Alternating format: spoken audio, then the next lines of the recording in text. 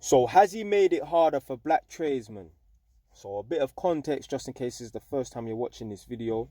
This is a follow-up video to a reaction that I done where a black gas engineer who worked in like Gloucester or somewhere like that, he worked in social housing, he went to a house, done a gas check, and he must have seen something.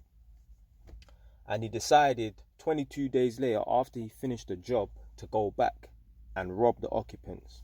At the time, he had a machete. He ended up slashing a man in his face with a machete.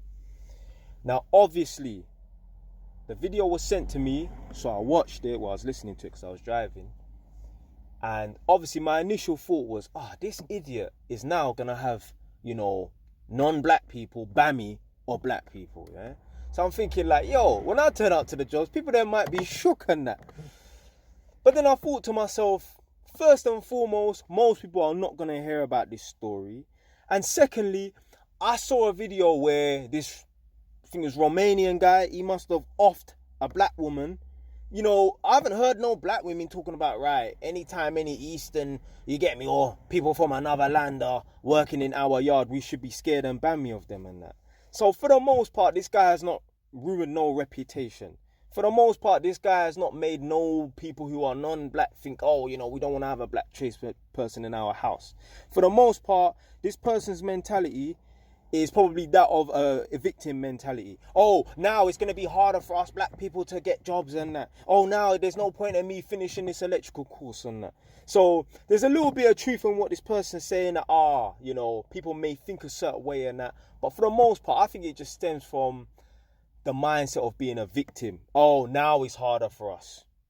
I haven't heard no people say to me, did you hear about that tradesman? Because they don't need, when I go to these white people's house, they don't need to say to me, have you heard about that black tradesman? They could have just said, have you heard about that tradesman who, went back to the property after 22 days and slashed someone in the face when he robbed them and that. No one said nothing to me.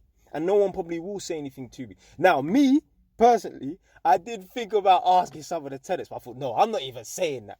I'm not even saying that whilst I'm in the property. I'm not even saying that 2 minutes before I leave the property. Because I don't want them thinking, this guy might come back or some madness like that. So, yeah, there's certain things I would never mention to the tenants and that,